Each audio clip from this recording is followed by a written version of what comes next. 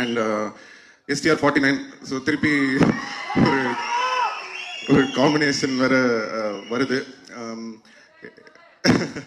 So என்னன்னா, எதுக்கு இந்த எஸ்டிஆர் 49ல சந்தானம் அப்படின்றதுக்கு வந்து நான் சொல்லணும்னு ஆசைப்படுறேன். அதுக்கு மெயின் காரணம் என்னன்னா, இன்னைக்கு வந்து சினிமா வந்து காமெடி வந்து ரொம்ப கம்மியாக இருக்குது. ரொம்ப சீரியஸான படங்கள் எடுக்க ஆரம்பிச்சிட்டோம். இப்போ பெரிய படங்கள், இப்போ ஒரு ஹீரோ படம்லாம் நீங்கள் பார்த்தீங்கன்னா உங்களுக்கு வந்து ஒரு நல்ல ஆக்ஷனு, அட்ரினல் ரஷ்ஷோட படம் வேணும்னு எதிர்பார்க்குறீங்க.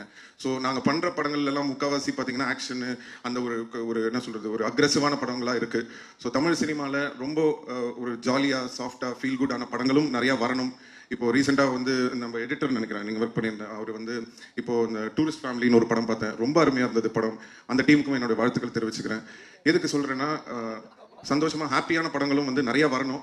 அது வந்து சந்தானம் மாதிரி ஒரு ஆளை வந்து நம்ம ரொம்ப நாளாக மிஸ் பண்ணுறோம். ஸோ அவர் வந்து படத்தில் ஹீரோவாக நடிக்கிறது மட்டும் இல்லாமல் இந்த மாதிரி ஆர்யாவோட இருக்கட்டும், இல்லை நானாக இருக்கட்டும், அவருக்கு பிடிச்ச கேரக்டர்ஸாக இருக்கட்டும், அந்த மாதிரி ஏதாவது முக்கியமான படங்கள் அவர் வந்து சூஸ் பண்ணி நிறையா படம் வந்து தமிழ் ரசிகர்களுக்காக சந்தானம் நடிக்கணும்னு நான் இந்த மேடையில் அவரை கேட்டுக்கிறேன்.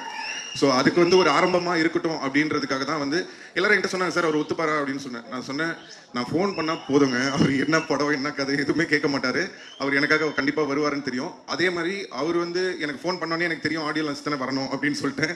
ஸோ அது வந்து எங்கள் 2 பேருக்குள்ள அந்த மாதிரி ஒரு நட்பு இருக்குது.